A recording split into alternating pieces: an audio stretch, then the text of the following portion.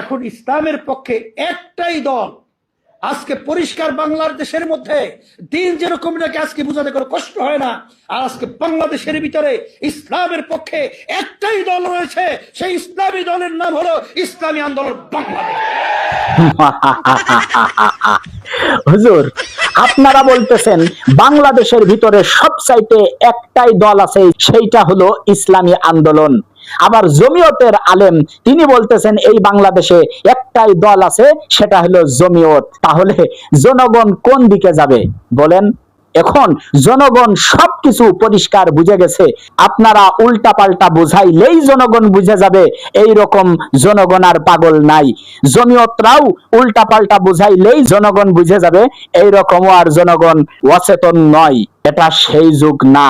হুজুর, মনে রাখতে হবে যে বান মাছের কাহিনী, গরুর কাহিনী, বিভিন্ন জাহাজের কাহিনী দিয়ে মানুষদেরকে পাগল বানানো যাবে, সেই দিন শেষ হয়ে গেছে।